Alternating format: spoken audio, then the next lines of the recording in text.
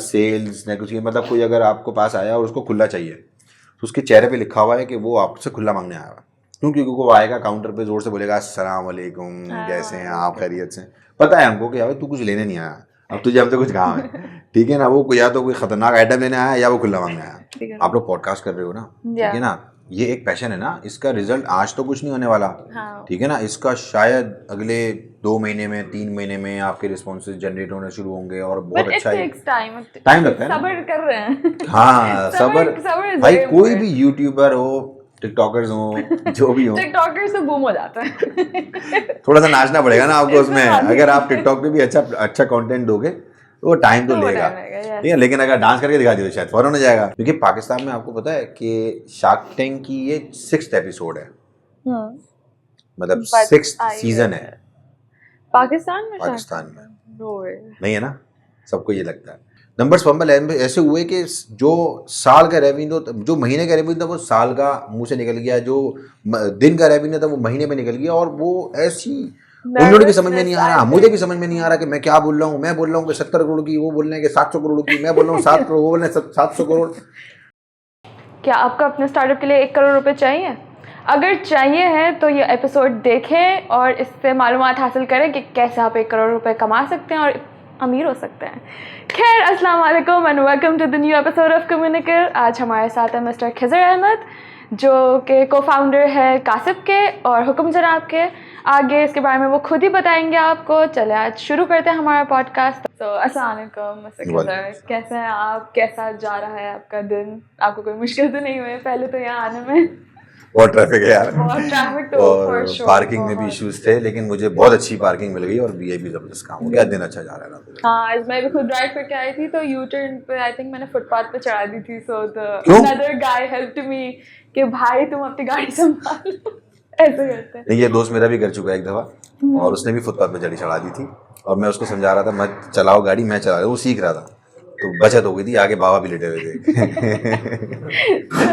अब स्टार्ट करते हैं आपकी जर्नी से कि क्या जर्नी रही है आपकी कासिब को लेके, आपके हुक्म जनाब को लेके। कैसे आपने इसको स्टार्ट किया, कैसे आपने मार्केट में ये गैप आइडेंटिफाई किया? सबसे पहली बात तो वो है क्योंकि एंटरप्रेन्योर्स के लिए सबसे मुश्किल है मार्केट में गैप आइडेंटिफाई करना, उसके बारे में सोचना, उसके बारे में क्रिएटिवली कोई सोल्यूशन लेके आना। तो how did you think about it, what worked for you, क्या चैलेंजेस आपने फेस किए? तो एक साथ ही आप जर्नी सारे बताने मैंने एक साथ, ताकि आपका फ्लो ना टूटे।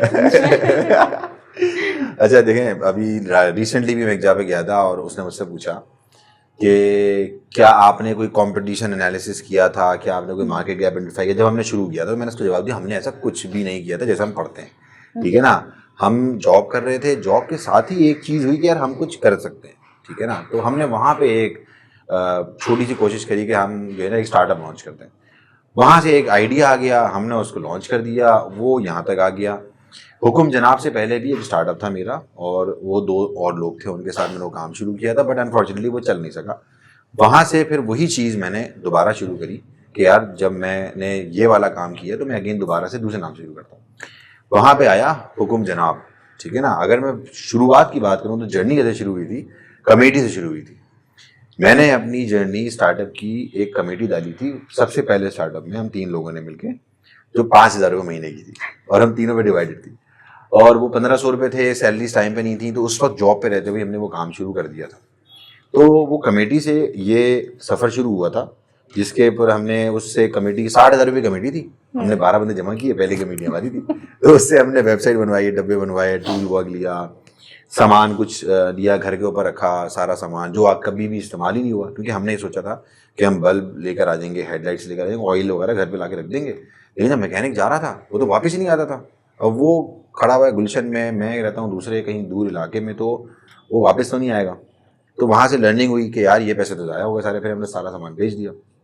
लेकिन ये लर्निंग यूनिवर्सिटी में हो चुकी थी कि यूनिवर्सिटी में एक बसंत का प्रोग्राम किया था, जिसमें गर्मी, शदीद गर्मी में हमने बसंत का प्रोग्राम में पतंग का बिजनेस लगा दिया था, स्टॉल लगा दिया था, तो कि चला ही नहीं। वो हमने क्यों किया था, क्योंकि हमने उससे थोड़े दिनों पहले ही एक बसंत देखी थी, जो एक्चुअली में बसंत थी, और वहाँ पे लोग खुद आए थे। लेकिन जब हमने बसंत करी तो वो तो यूनिवर्सिटी की बसंत थी, तो उस बसंत में और हमारी बसंत में फर्क ये था कि वहां पे लोग खुद आए थे और यहाँ पे तो लोग आउटिंग के लिए गए हुए थे, कपल्स थे, सब थे, लोग बसंत को भूल गए थे, उनको अपनी आउटिंग की पड़ी हुई थी। तो हमने वो नुकसान बर्दाश्त किया था। तो वो नुकसान बाद में हमेशा मुझे आज तक याद रहता है कि जब भी हम कुछ काम करें तो कैसे करें। तो हुक्म जनाब की जर्नी वो शुरू जब हुई, जब वो हम तीन दोस्तों में कुछ कॉन्फ्लिक्ट्स आए। फिर मैंने शुरू किया दोबारा हुक्म जनाब, नए नाम से, अपने टीचर खुर्रम नासिर के साथ बैठ के नाम रखा हुक्म जनाब, और फिर वो चल पड़ा। कॉन्सेप्ट यही था कि पहले वाले स्टार्टअप में सिर्फ मैकेनिक्स थे, इसमें हमने नाम ही ऐसा रखा हुक्म जनाब कि भाई तमाम सर्विसेज को हम इसमें इनकॉर्पोरेट कर लेंगे कि भाई मैकेनिक भी हो तो प्लम्बर भी वैसा ही है, कारपेंटर भी वैसा ही है, इलेक्ट्रीशियन भी वैसा ही है। तो हमने वो वैसे शुरू किया।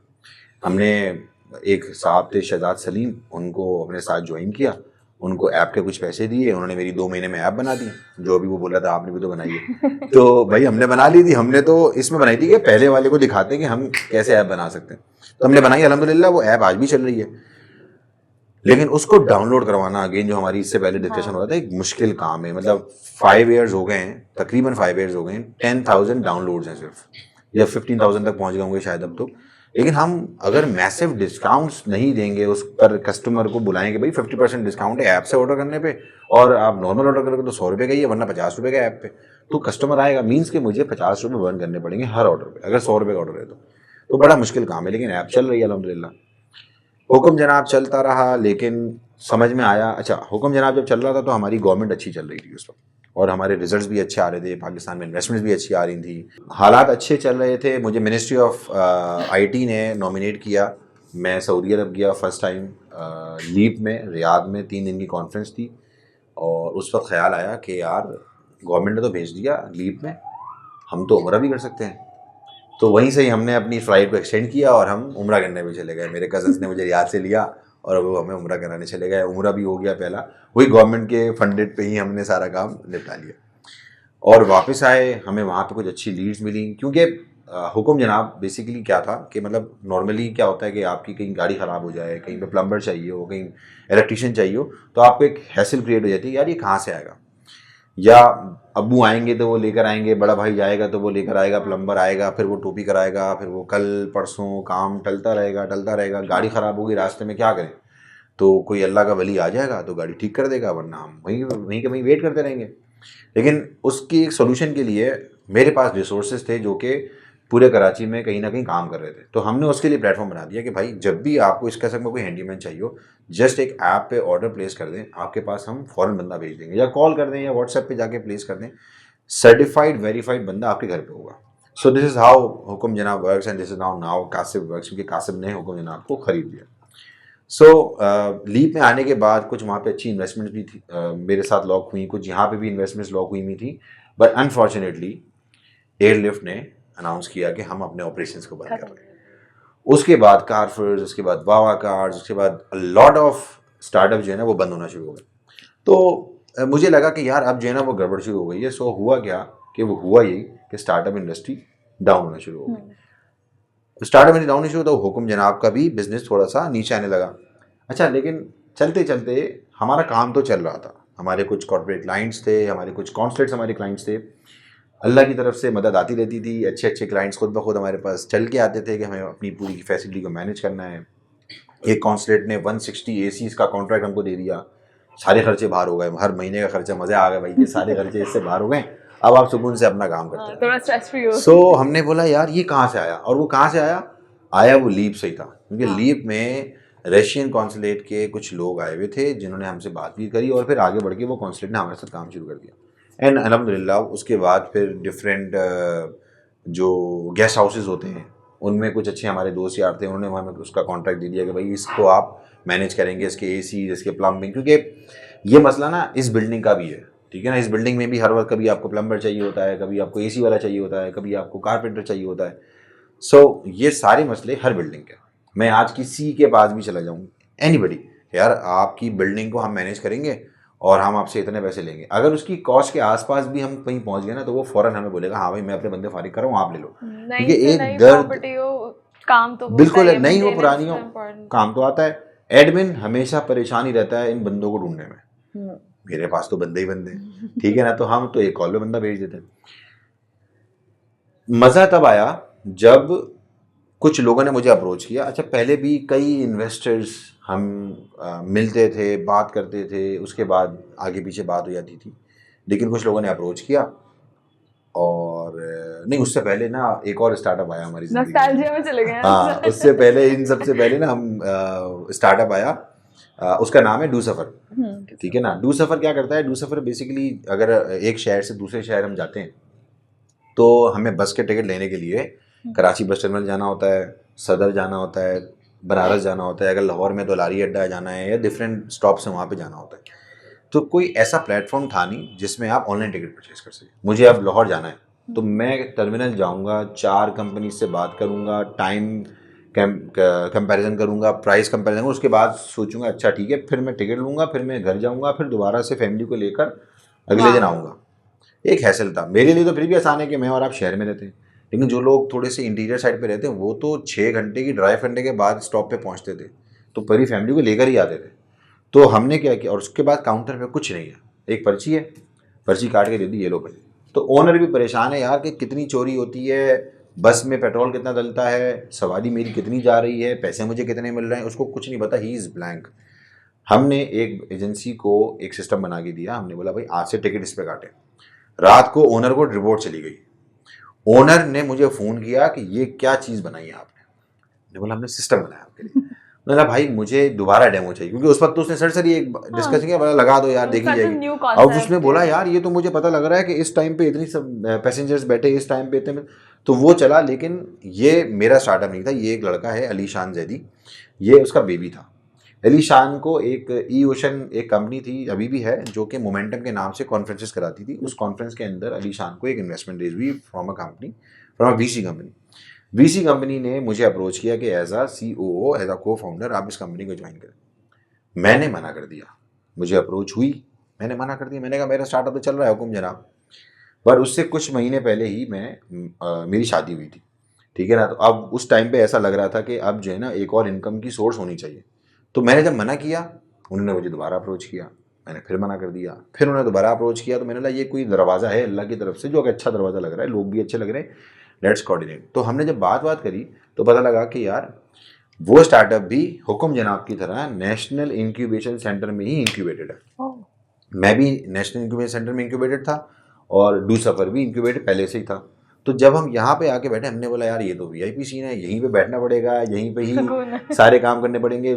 मार्केट भी एक जैसी है कि वो प्लम्बर्स मैकेनिक्स हैं और ये तो हमारे मुंशी, बस ड्राइवर, इस तरह के लोग हैं, तो ये सब सेम कैटेगरी के लोग हैं। तो मैंने वहीं से दोनों को फिर ऑपरेट करना शुरू किया। आज अल्हम्दुलिल्लाह डू सफ़र जो है वो पाकिस्तान के तकरीबन हर बड़े शहर के अंदर अपना सिस्टम ला के बैठा हुआ है। क्योंकि हमारा बेनिफिट क्या है डू सफ़र में, हम कराची से लाहौर की बस में जब वो सिस्टम लगाते हैं तो लाहौर में भी ऑटोमेटिक लग जाता है, जब कराची से सवात लगाते हैं तो सवात में भी ऑटोमेटिक। तो हम यहाँ से बनारस और सब शहरों में अपना सिस्टम लगा चुके हैं और वो चल रहा है। तो ये 2 स्टार्टअप अपनी जगह पे अल्हम्दुलिल्लाह चल रहे थे। कोविड ने भी हिट किया, गवर्नमेंट स्ट्रक्चर्स ने भी हिट किया, इकोनॉमिक सिचुएशन ने भी हिट किया, लेकिन कहीं ना कहीं दोनों अपने अपने छोटे छोटे कदम ले रहे थे और हम चल रहे थे। इस दौरान में जो हुक्म जनाब का पहला मेरे इन्वेस्टर था, मेरे बड़े भाई का दोस्त था, फाद नाम है उसका, उन्होंने कुछ पैसे इन्वेस्ट किए मेरे स्टार्टअप में, जो हुक्म जनाब का पहली दफ़ा इन्वेस्टमेंट आई थी। उनके साथ मैंने बैठ के, उन्होंने मुझे बोला कि यार हम कुछ करते हैं, कुछ कन्वेंशनल करते हैं, IT हो गया, कुछ कन्वेंशनल करना है, करना है। तो उन्होंने बोला कि मैं जो है ना एक फैक्ट्री लगाता हूँ प्रिंटिंग की। तो हमने वहाँ प्रिंटिंग की फैक्ट्री लगाई। अब मैं और वो साथ मिलके वो वाला काम भी देख रहे होते। तो समझ में आया कि IT का ये जो स्टार्टअप वाला फंडा है, इसको थोड़ा टाइम लगता है ग्रो होने में, लेकिन ये ग्रो करता है। 4 साल, 5 साल, 10 साल लगेंगे, लेकिन एक अच्छा जाएगा। और जो कन्वेंशनल बिजनेस है ना, वो अपनी जगह पे अच्छा है, ठीक है ना। उसमें क्या है कि आपने 2 रुपये लगाए तो वो आपको 4 रुपये करके देगा। सो वहाँ पे भी अब बिजनेस अच्छा चलने लग गया, यहाँ पे भी टुक टुक टुक टुक चल रहा था। बट मैं थोड़ा सा ये था कि यार कन्वेंशनल पे फिक्स फोकस रखो, IT वाला सेटअप चल रहा है, लोग पहचानते हैं, बच्चे अपनी सैलरी खुद निकाल लेते हैं, बस चलने दो। एक दिन तो अलीशान को भी गुस्सा आ गया था वहाँ पे डू सफ़र में कि यार मैं ना बंद कर देता हूँ, कि यार बस चल रहा है, ये ग्रो नहीं कर रहा। तो मैंने उसको और हमने फिर बैठ के ब्रेनस्टॉर्मिंग करी, नहीं यार अभी बंद नहीं करते, अभी चलाते हैं, अभी थोड़ा टाइम है, इसको चलाते हैं। और अल्हम्दुलिल्लाह हमने अच्छा फैसला किया, वो चल रहा है अच्छा अल्हम्दुलिल्लाह। तो हुक्म जनाब के लिए मुझे कुछ लोगों ने अप्रोच किया, अगेन मैंने मना कर दिया, मैंने कहा नहीं चाहिए। उन्होंने मुझे दोबारा अप्रोच किया, मैंने कहा मुझे नहीं चाहिए। दे वर फाइंडिंग सम स्टार्टअप जो कि ब्लू कॉलर सर्विसेज में काम कर रहा हूँ, उनका कुछ ख्वाब है, ठीक है ना। Okay. जो कासिब के जो इन्वेस्टर्स हैं बेसिकली, उनका कुछ ख्वाब है कि यार हमने इन ब्लू कॉलर वर्कर के जो लोग हैं, जो कि अल कासिब हबीबुल्लाह मीन से हाथ से मेहनत करने वाला अल्लाह का दोस्त होता है, इन दोस्तों के लिए कुछ करना है। तो मुझे एक बहाने से एक जगह पे बुलाया गया जो कि मेरा क्लाइंट था बेसिकली, और वो उनको जानता भी था। तो क्योंकि मैं उनको मिल नहीं रहा था, तो उन्होंने बोला कैसे एक मुलाकात की जाए, कि उन्होंने मुझे वहाँ बुलाया और मेरे बराबर में एक साहब बैठे हुए थे, और जिन्होंने बुलाया था हम आमने सामने बातें कर रहे थे। तो जो बराबर में साहब बैठे हुए थे उन्होंने मुझसे बोला कि आप मुझे पहचाने? मैं तो नहीं पहचाना। उन्होंने बोला मैं तुमको बैल मारता हूँ। उन्होंने जो बैल मारी तो वो वही साहब थे जो 2 मरतबा अप्रोच कर चुके थे। तो अब मैं शर्मिंदा हो गया, मैंने बोला यार मैं इनको मिल नहीं पा रहा हूँ, क्योंकि मेरा दिल ही नहीं है कि यार मैं क्या बताऊँ, अभी अच्छे नंबर्स हैं, सब कुछ अच्छा है, लेकिन इन्वेस्टमेंट की ज़रूरत नहीं है।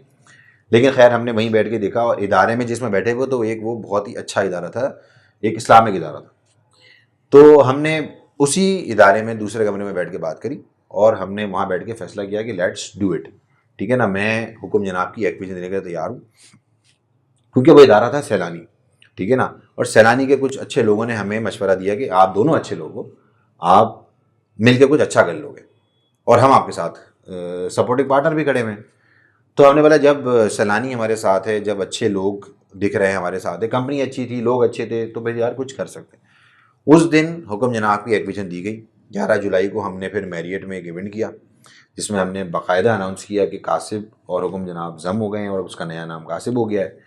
और कासिब होते ही, क्योंकि अब क्या हुआ कि पहले वो एक छोटा सा केक था जिसका मैं अकेला फाउंडर था और मेरे साथ फहद, लेकिन अब वो केक का साइज़ बड़ा हो गया, क्योंकि अब 5-6 लोग और इंडस्ट्री के जुड़ गए, जिसमें लोग आईटी के भी जुड़ गए, इस्लामिक ट्रेनिंग सेंटर्स के भी लोग जुड़ गए, वोकेशनल ट्रेनिंग सेंटर्स के लोग जुड़ गए, टैक्सेस के, अकाउंटिंग के, लीगैलिटीज़ के, सब लोगों ने एक मिलजुल के जब काम शुरू किया, तो मुझे लगा अब जो है वो अच्छा चलेगा।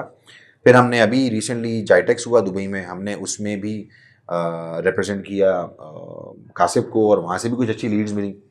जब वहाँ गए तो पता लगा कि भाई पाकिस्तानियों की तो बड़ी डिमांड है। हम जिसके पास बैठे हैं वो बोले यार हाँ यार मुझे 400 बंदे चाहिए, मुझे 300 प्लम्बर चाहिए, मुझे 20 एसी वाले चाहिए, मुझे ये चाहिए, तो बस आप हमारा काम आसान कर दो, आप वहाँ ट्रेन करवाओ, सर्टिफिकेशन दो और हमारे पास भेज दो। उस दिन के बाद से हम पाकिस्तान वापस जब से आए, हम सिर्फ ट्रेनिंग्स पे लगे हुए हैं। हम हर जगह से वो रॉ मटेरियल उठा रहे हैं जिनको काम आता है, जिन्होंने कहीं से छोटा मोटा कोर्स कर लिया है, हम उनको अपने पास बुला रहे हैं, उनको ट्रेन कर रहे हैं और उनको भेज रहे हैं अब बाहर अपने पास 6 महीने। अब हम उनके जॉब्स भी दे रहे हैं। अच्छा देखो होता क्या है कि जॉब्स तो वैसे भी बहुत है ना, बाहर उठाओ, एक लिखा होता है प्लम्बर चाहिए 1250 दरहम में, एक प्लेटफॉर्म पे गैदर, सब एक प्लेटफॉर्म पे आएगा, उसकी कोई ऑथेंटिसिटी भी नहीं है ना। वो तो अखबार में ऐड है, वो जब जाते हैं बोलते हैं भाई 2 लाख रुपए दे दो, वो 2 लाख रुपए देते हैं, वो कंपनी उसी दिन बंद करके अपने आप को भाग जाती है। तो हमने बोला कि यार इस पूरे नेटवर्क को सीधा करें, सर्टिफिकेशन भी हम देंगे, जॉब भी हम लगवाएंगे, प्लेसमेंट भी देंगे, खर्चा भी हम उठा लेंगे। अगर अच्छी रिसोर्स है तो आपका टिकट, आपकी वहाँ जाने का खर्चा सारा हम देखेंगे, आप बस जाने वाले बनो। लेकिन उसके बाद एहसास हुआ कि यहाँ से जाने वाले भी कम हैं, मतलब जाना चाहते हैं लेकिन बस हमें ऐसे ही भेज दो, ना सर्टिफिकेशन करेंगे, ना ट्रेनिंग्स लेंगे, ना अपने आप को एक्सप्लॉइट होने से बचाने के लिए कोई मेहनत करेंगे, बस हमें तो जाना है।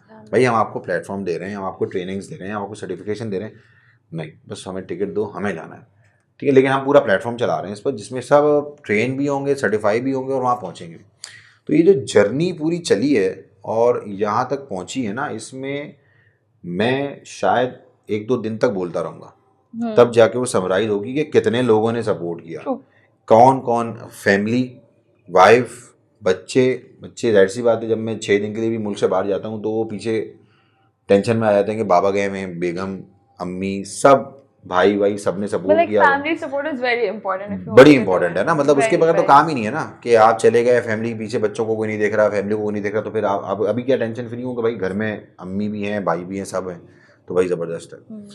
फिर दोस्त, कितने लोगों ने सपोर्ट किया, कितने लोगों ने मजाक बनाया, ठीक है ना, अभी क्या करता रहता है ये वो, क्योंकि एक लाइफ, यूनिवर्सिटी लाइफ अलग होती है, एक कॉर्पोरेट लाइफ अलग होती है। सेम थिंग राइट नाउ, कुछ दोस्त हैं जो मजाक उड़ाते हैं। हाँ तो वो मजाक उड़ाएंगे ना, तो अच्छा मैं ये देखता हूँ ना कि जब जहाँ पे रहता हूँ मैं, वहाँ पे 1999 में मेरे फादर ने फार्मेसी खोली थी, जो आज भी अल्हम्दुलिल्लाह। तो शुरू तो हम फार्मेसी से हुए थे ना। जब हम 6 क्लास में थे तो मैं, मेरा बड़ा भाई, सारे भाई, अब्बू, हम सब फार्मेसी में बैठते थे। तो मैं छोटे मोटे इलाज तो कर लेता हूँ, गला खराब, नज़ला बुखार वगैरह का। और मेरा बड़ा, every mom ever. हाँ, और अब बड़ा भाई तो छोटे मोटे ऑपरेशन भी कर सकता है, छोटे मोटे ना, लेकिन छोटे मोटे मतलब जिसमें सिलाई विलाई ना हो रही हो, वो मतलब बाकायदा इलाज कर लेता है।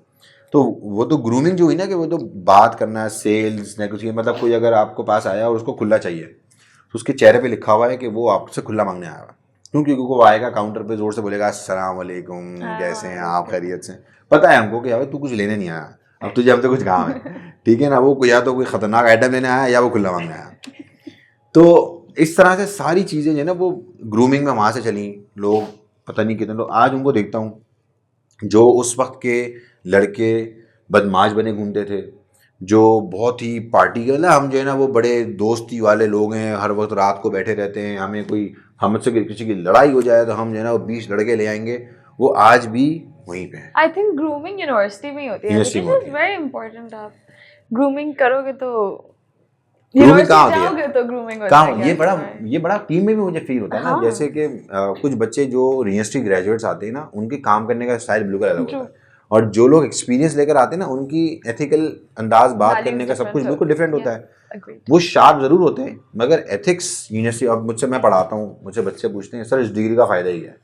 मैंने कहा अच्छे कपड़े पहने हुए हो ना, जूते पहनने का तरीका आया हुआ है, बात करने का, बाल करने का तरीका आया हुआ है, ये सब कुछ आपको यूनिवर्सिटी से ही पता लग रहा है कि किसके साथ बैठने। अच्छे टीचर्स आते हैं, अच्छे टीचर्स, हो जाता है मैं अच्छा टीचर ना हूँ, थोड़ा मुश्किल तो है ये बोलना, लेकिन हो सकता है ना हो, लेकिन हो सकता है भाई कोई और तो होगा जो आपको 2 अच्छी बातें करके चला जाएगा, जो आपको शायद, आप अगर CS के बच्चे हो, कंप्यूटर साइंस कर रहे हो फॉर एग्जांपल, हो सकता है कोडिंग अच्छी सिखा जाए, ठीक है ना। बाकी सारे कोर्स बेकार हैं, पाकिस्तान स्टडीज भी काम की नहीं है आपकी, इकोनॉमिक्स भी काम की नहीं है आपकी, सब बेकार है। हर PhD graduate is not a good teacher वाली बात होती है। हाँ ऐसे ही है ना, एग्जैक्टली। वो अपनी दुनिया में एक्सपीरियंस है उसके पास, वो आपको नहीं सिखा पाया। हो सकता है आप क्विक लर्नर ना हो, आपकी बात समझ में ना आए। कभी कभी मुझे भी फील होता है यार मैं सबको समझाना चाह रहा हूँ, फिर भी समझ में नहीं आ रहा तुमको, तो इसका मतलब ये है कि तुम समझने वाले नहीं हो। कुछ लोगों को कुछ भी कर लो, जब उसको नहीं करना तो नहीं करना। वो जानबूझ के बोलेगा मुझे समझ में नहीं आ रहा, क्योंकि उसको पता है कि मैंने सीख लिया तो मुझे करना पड़ जाएगा। और वो पैशन, अभी ऑफ कैमरा भी लाइक हमारी टीम के अंदर ही बात हो रही थी पैशन की, कि यार पैशन नहीं है तो पर मत करो, नहीं करो, पैशन के साथ ही करो। आप लोग पॉडकास्ट कर रहे हो ना, ठीक है ना, ये एक पैशन है ना, इसका रिजल्ट आज तो कुछ नहीं होने वाला, ठीक है ना। इसका शायद अगले 2 महीने में, 3 महीने में आपके रिस्पॉन्सेज जनरेट होने शुरू होंगे, और बहुत अच्छा टाइम लगता है ना। सब्र कर रहे हैं। हाँ सब्र भाई, कोई भी यूट्यूबर हो, टिकटॉकर्स हो, जो भी हो, टिकटॉकर्स तो बूम हो जाता है। थोड़ा सा नाचना पड़ेगा ना आपको उसमें। अगर आप टिकटॉक पे भी अच्छा कंटेंट दोगे तो वो टाइम तो लेगा, ठीक है, लेकिन अगर डांस करके दिखा दिया तो शायद फौरन हो जाएगा। तो वो अब डिसाइड करना पड़ेगा कि डांस करना है या कंटेंट देना है। तो इंस्टाग्राम हो, कोई हो, तो वो टाइम। अब मेरी छोटी बहन है, उसके आई थिंक 60,000 फॉलोवर्स हैं इंस्टाग्राम पे। मुझे पता भी नहीं लगा कब हो गए। वो रोजाना कुछ ना कुछ खाने बनाने की चीजें डालती रहती है, कुछ ना कुछ अच्छा कंटेंट के, मैंने आज ये किया, मैंने आज वो डेली किया, व्लॉगिंग टाइप। वो हाँ डेली व्लॉगिंग करती रहती है। और एक दिन मैंने उसको बताया 50,000 फॉलोवर्स हो गए। मैंने कहा है? हम तो ढूंढ रहे होते 50, या तो अपने घर में ही बैठी हुई है 50,000 फॉलोवर वाली। तो वो पता नहीं कैसे भाई, और लेकिन क्या है, तो 3-4 साल मार्केटिंग उससे करवा रहे हो। करवाता हूँ मैं उससे मार्केटिंग, छोटी मोटी वो मार्केटिंग कर देती है। Coming to our like the star question के आपका शार्क टैंक का एक्सपीरियंस कैसा रहता है? I want to know more about that. मुझे पूछना है because you know curiosity इतनी होती है, sorry, कि शार्क टैंक कैसा होगा, इन्वेस्टर्स से कैसे पिच करनी चाहिए, specially how to give a good pitch, वो बहुत इंपॉर्टेंट होता है। And is it worth it or not? Because नहीं वर्थ इट है, 100% वर्थ इट है। Because everybody is watching, it's the hot topic right हाँ now. बिल्कुल हॉट टॉपिक है, और बहुत अच्छा प्लेटफॉर्म है। इसमें अच्छी चीज़ें भी हैं और नेगेटिव चीज़ें भी हैं। कि नेगेटिव चीज़ें ये हैं, अच्छी चीज़ें की बात करें ना, कि एटलीस्ट पाकिस्तान में कोई प्लेटफॉर्म आया है जो कि इन्वेस्टमेंट्स कर रहा है, ठीक है ना। तो एक गुड न्यूज़ हर इतवार को आपको आ जाती है कि भाई इस स्टार्टअप ने 1 करोड़ ले लिया, एक स्टार्टअप ने 50 लाख रुपए ले लिए। तो हर इतवार खबर आ रही है, तो इसका मतलब है कि अगले जब तक शार्क टैंक खत्म होगा तो कोई 100 करोड़ के आसपास खड़े होंगे कि यार 1 अरब रुपया पाकिस्तानी स्टार्टअप्स पे या बिजनेसेस पे इस शार्क टैंक ने इन्वेस्ट कर एक्चुअली दिया। पाकिस्तान के हालात के बारे में भी पता चलता है कि Exactly. यार हम लोग कहाँ स्टैंड करें, कितने बिजनेसेस आ चुके हैं जिनके बारे में लोगों को नॉलेज ही नहीं है। नॉलेज नहीं है ना, तो वो एक प्लेटफॉर्म है, आपकी मार्केटिंग हो रही है। मेरी वीडियो भाई, उसके बाद वो वीडियो जैसी भी गई, लेकिन उसके बाद कतर से, सऊदी से, पाकिस्तान से बहुत सारे लोगों ने मैसेज करना शुरू कर दिए, क्योंकि सर्विस तो है ना, जरूरत तो है। अब क्या हुआ, मार्केटिंग तो हो ही मार्केटिंग तो हो ही जाती है, ठीक है ना। कुछ होना, वो 300 वाले अंकल देखो ना, वो वैसे ही मशहूर अंकल थे, वो ट्राईफिट के बड़े अच्छे टिकटॉकर थे वो। अब वो माशाल्लाह शार्क टैंक के बाद उनके शायद, हाँ, तो वो अब मशहूर और हो गए वो। और पता नहीं कितने एनआईसी के स्टार्टअप्स थे और लोकल स्टार्टअप्स थे जिनको एक प्लेटफॉर्म चाहिए था, तो आए, उन्होंने प्लेटफॉर्म किया। कुछ लोग समझते हैं ये स्क्रिप्टेड होता है। शार्क टैंक से पहले मैं भी ये समझता था ये स्क्रिप्टेड होता है, क्योंकि पाकिस्तान में आपको पता है कि शार्क टैंक की ये 6th एपिसोड है, मतलब 6th सीजन है पाकिस्तान में नहीं है ना, सबको ये लगता है। एक्चुअली में पाकिस्तान में शार्क टैंक नुमा एक चीज पहले आ चुकी है जिसके 5 सीजन हो भी चुके हैं, जिसका नाम था आइडिया करोड़ों का, ठीक है ना। वो न्यू चैनल पे आता था, हाँ, नबील कदीर का वो शो था जिसमें इन्वेस्टमेंट्स होती थी, जिसमें स्टार्टअप्स आते थे, जिसमें लोग पिच करते थे और बहुत अच्छे प्लेटफॉर्म पे वो चलता था। फिर वो कोविड की नजर शार्क टैंक का नाम भी तो है ना। हाँ, शार्क टैंक का नाम है ना, इट्स अ फ्रेंचाइज ना, एक्चुअली इंटरनेशनल फ्रेंचाइज है। तो कोविड नहीं आता तो शायद हमारा भी आइडिया करोड़ों का एक फ्रेंचाइज बन जाता, लेकिन शार्क टैंक चल गया, चलो कोई बात नहीं। तो जब मुझे शार्क टैंक में गया, तो क्योंकि मैंने इतनी पिचेस दे दी हैं, मैं वो लड़का और वो लड़की हो गया हूँ जिसको पता नहीं कितने लोगों ने देख कर रिजेक्ट कर दिया है, ठीक है ना। तो उस लड़के को या लड़की को ना फिर कोई रहता नहीं, हमें आए देखने के लिए, देखेंगे चले जाएंगे, क्या हुआ, मैं तो कुछ भी करता हूँ, उससे क्या फर्क पड़ता है। तो मैंने बोला एक कुछ भी नहीं होगा, अंदर जाऊंगा, 4-5 बंदे बैठे होंगे, हम पिच देंगे, बाहर आ जाएंगे। लेकिन वो एनवायरमेंट ऐसा था खतरनाक। वो 5 बंदे जिनको मैं जानता भी हूँ, मतलब ऑफ कोर्स के मार्केट में सुना है, उनको पढ़ा है, they are well organised people, अच्छे VCs हैं, एग्जैक्टली। तो वहाँ अंदाजा हुआ कि नहीं दोस्त, ये गेम नॉर्मल वाला नहीं है, ये ऊंची गेम है, क्योंकि इनके क्वेश्चंस, उनका प्रेशर, उनकी चीजें, and the way they do their evaluation इतना जल्दी करते हैं ना, कभी evaluation ही पढ़ रहे हैं and Shark Tank के episodes देख रहे होते हैं and their is like इसको evaluate करो, इसकी evaluation निकालो, कहते हैं। तो वहाँ तो सिंपल वैल्यूएशन है अभी जो फिलहाल हो रही है, कि जो भी आपका लास्ट ईयर का रेवेन्यू आपको 3x या 5x कर लें, वो वैल्यूएशन पे, और हो सकता है कोई और फार्मूला भी अच्छे बिजनेस में लगा रहे हो। लेकिन वहाँ पे ना मैंने बोला उस्ताद ये गेम नॉर्मल वाली नहीं हो रही है, ये गेम, क्योंकि वो देखें एपिसोड इज फॉर 10 मिनट्स ना, रिकॉर्डिंग तो 1 आवर से ज्यादा की रिकॉर्डिंग चली जाती है। एपिसोड्स ये पहले देख ली होती ना, तो उस दिन मैं कुछ तैयारी, हम सब की जितने भी स्टार्ट कुछ और होती तैयारी, लेकिन एपिसोड तो देखी भी नहीं थी, पता था नहीं अंदर क्या होने वाला है। तो जब अंदर गए और जब ये सारा गेम चलना शुरू हुआ ना, तो नंबर्स फंबल हो गए। नंबर्स फंबल ऐसे हुए कि जो साल का रेवेन्यू, जो महीने का रेवेन्यू था वो साल का मुंह से निकल गया, जो दिन का रेवेन्यू था वो महीने में निकल गया, और वो ऐसी उन भी समझ में नहीं आ रहा, मुझे भी समझ में नहीं आ रहा कि मैं क्या बोल रहा हूँ। मैं बोल रहा हूँ कि 70 करोड़ की, वो बोल रहे हैं कि 700 करोड़ की, मैं बोल रहा हूँ 7 करोड़, वो बोल रहे हैं 700 करोड़, और सब चीजें ना बिगड़ गई। अच्छा, उसमें एक अच्छा ऑप्शन था, जैसे हमारे पास भी होता है कि भाई शूट हो रहा है ना, तो हम उसको रोक सकते थे, हम दोबारा करवा सकते थे, बट वो इतनी ज्यादा वो उसमें चला कि वो नंबर्स बिल्कुल फंबल हो गए, गलत नंबर थ्रू आउट हो गए, गलत वैल्यूएशन सामने समझ में आ गई, मुझसे भी गलत नंबर्स निकल रहे थे। तो वो ऐसा था कि लर्निंग थी कि दादा प्रेपरेशन थोड़ी सी और अच्छी करनी चाहिए, अपने आप को हर बार जो है ना 30 मार खान समझ के काम नहीं करना चाहिए कि दादा मैं तो पढ़ाता हूँ, मैं तो पिच डेक्स प्रिपेयर करवाता हूँ बच्चों की, सारी चीजें काम कर रहे होते हैं, और मैं बच्चों को समझाता भी हूँ कि valuation is the game of a finance guy. लेकिन खुद पे आती है तो जब खुद पे आई तो वो अच्छा, उससे पहले एक और शो हो चुका था कैश काउ के नाम से, उसमें बड़ी अच्छी पिच हुई, उसमें हमें बिजनेस भी मिल गया। उसमें शार्क्स का क्राइटेरिया डिफरेंट था। उसमें शार्क का क्राइटेरिया था कि भाई वो लोग बिजनेस ओनर्स थे, उनको बिजनेस की नॉलेज थी। VCs वाले शार्क्स अलग होते हैं, उनके नंबर्स गेम बिल्कुल डिफरेंट थी, उनका सोच स्टाइल बिल्कुल, इन्वेस्टमेंट पॉइंट ऑफ व्यू अलग था। तो शार्क टैंक में ऐसा मेरा एक्सपीरियंस ये है कि जितने भी अच्छे स्टार्टअप जा रहे हैं, दे आर रेजिंग फंड्स, हम लोग साथ बैठ के डिस्कशन करके ही रेस कर रहे हैं, मतलब मुड़ के जा रहे हैं, डिस्कशन हो रहे हैं, they are having good investments.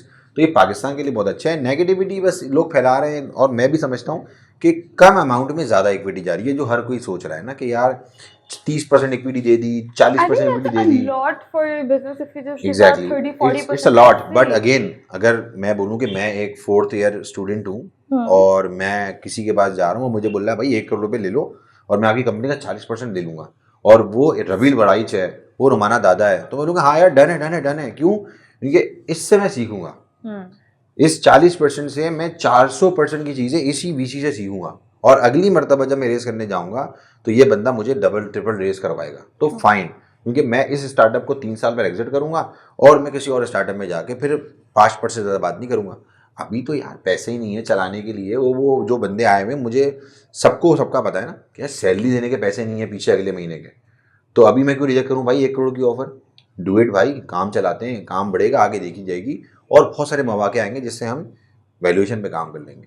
तो इट्स ओके। वो उसकी भी तो गेम इन द स्किन आएगी ना, कि भाई स्किन इन द गेम आएगी कि भाई ये काट देना यार, ठीक है ना।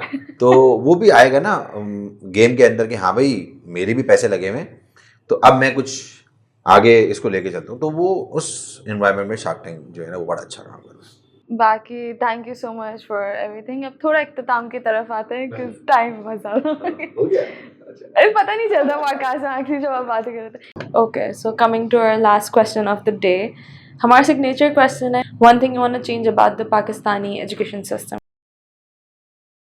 ओके, मैं ये नहीं पर्सनल नहीं हो रहा, नहीं मैं तो विजिटिंग फैकल्टी हूँ, कोई कुछ नहीं करेगा। मेरे हिसाब से यूनिवर्सिटीज़ के अंदर ये लेक्चर्स नहीं होने चाहिए, ठीक है, जो मैं भी देता हूँ बेसिकली। क्योंकि मैं जाके क्या पढ़ाता हूँ ना, मुझे पास कोर्स आउटलाइन होती है, और आज इस वक्त आप और ये पूरी टीम मेंबर्स, कोई भी ऐसा नहीं है जो यूट्यूब पे जाके वो लिखे और उसकी एक वीडियो ना हो। तो जब वीडियो सुन के समझ जाओगे तो उस लेक्चर की ज़रूरत क्या है, ठीक है ना। हाँ, अगर जो टीचर है वो उस फील्ड का एक्सपर्ट है और वो प्रैक्टिकल लेक्चर्स दे रहा है, स्लाइड्स नहीं पढ़ा रहा है, तो वो टीचर का लेक्चर अच्छा है। अगर स्लाइड्स पढ़ानी है तो बेकार है, ठीक है ना। तो ये जो पूरा एजुकेशन सेक्टर है इसको पूरा का पूरा चेंज होना चाहिए। इसकी कोर्स आउटलाइन आउटडेटेड है यार। उस पे ना मैंने एक ना किस्सा सुना था, बड़ा मुझे नहीं पता रियल है या ये किसी ने बनाया था, कि HEC और गवर्नर साहब बैठे हुए थे, मतलब ये शायद लतीफ़ा है, ठीक है ना, कि भाई बच्चों का ये जो प्रोग्राम है वो उसको, गवर्नर साहब ने HEC को बोला इसको प्रोग्राम को कम करो, तो HEC ने बोला कि नहीं कर सकते, क्योंकि जब तक लड़के की 4 साल की डिग्री नहीं होती लोग शादी नहीं करते उससे, तो लड़की नहीं देते उसको। तो एक दिमाग में है कि भाई 4 साल की डिग्री होगी, अच्छा प्रॉब्लम क्या है उसका। जो दूसरा पॉइंट है ना वो ये कि यार हमें 18 ईयर एजुकेशन करनी है, अब्रॉड जाना है, कहीं पे हमने अप्लाई करना है, तो उसके लिए एजुकेशन की एड्स पूरा होना ज़रूरी है। मतलब 4 साल नहीं करो 4 साल मसला नहीं है, लेकिन 4 साल में हर साल ना कुछ नया सिखाओ। अगर BS एंटरप्रेन्योरशिप है तो भाई 4 साल तक क्या पढ़ाओगे उसको एंटरप्रेन्योरशिप के अंदर, ठीक है ना। उसको एंटरप्रेन्योरशिप के साथ साथ उसको डॉक्टरी भी पढ़ा दो, उसको डॉक्टर बना दो। 1 साल के अंदर कुछ डॉक्टरी का, कुछ डेंटिस्ट वेंटिस्ट की स्केलिंग ही सिखा दो घर वालों की, हाँ सर्जरी छोटी मोटी करना सिखा दो, सॉक्स बनाना सिखा दो, कुछ लाइटें बनाना सिखा दो, लेकिन उसको स्किल्स बेसिस कर दो कि यार वो जो यूनिवर्सिटी में आके पाकिस्तान स्टडीज़ पढ़ रहा होता है, ठीक है ना, वो यूनिवर्सिटी में आके बेसिक इंग्लिश पढ़ रहा होता है, तो भाई इंग्लिश सही है, ठीक है, आप मुझे लगता है ज़रूरत भी है, लेकिन थोड़ा सा डाइवर्सिफाइड नहीं होगा कोर्स अगर, तो वो रेपिटेटिव बहुत हो जाता है। मुझे बहुत फील होता है कि अगर मैंने एक ही क्लास को 3rd सेमेस्टर में पढ़ाया, 5th में पढ़ाया, 7th में पढ़ाया, और वो BS एंटरप्रेन्योरशिप, तब मेरे पास उनके लिए मटेरियल नहीं है ज़्यादा, ठीक है, क्या पढ़ाऊँ। पहले वो थे एंटरप्रेन्योरशिप, दूसरा कोर्स था लॉन्चिंग का वेंचर, तीसरा कोर्स है एंटरप्रेन्योरशिप। भाई इसमें कोई डिफरेंस दिख रहा है? नहीं दिख रहा ना, तो मैं क्या करूँ, फिर मैं आके केस स्टडी पढ़ाऊँगा, ठीक है ना, फिर मैं आके लेक्चर्स, लंबे लंबे लेक्चर्स दूंगा, बच्चों को मैं फील्ड ट्रिप कराऊंगा। भाई बच्चों को हमें घुमाना फिराना चाहिए, अच्छी जगहों पे जाके कोर्सेज कहाँ से हो रहे हैं यहीं से कोर्सेज कराओ। हम लेके जा रहे हैं दूसरी जगह कोर्सेज होते हैं, भाई वहीं क्यों नहीं हो सकते कोर्सेज। छोटे से कोर्स, वेबसाइट बनाना सिखा दो उस बंदे को। मुझे अगर वेबसाइट बनाना आती हो, मुझे छोटी सी ऐप बनाना आती हो, मुझे सोशल मीडिया मार्केटिंग करनी आती हो, तो मेरा तो 1.5-2 लाख रुपये का खर्चा खत्म हो जाए स्टार्टअप करने के लिए, क्योंकि मुझे खुद ही आती है। 6-6 हज़ार में बाहर हो रहा है, यूनिवर्सिटी के अंदर नहीं करा सकते। तो भाई 4 कोर्स 5 कोर्स इस तरह से अलग कर दो। आज ही क्लास में एक डिस्कशन हो रहा था कि एक वर्ड है मैनेजमेंट, तो 4 कोर्स तो principle management, sale management, retail management, ये मैनेजमेंट के लग जाते हैं।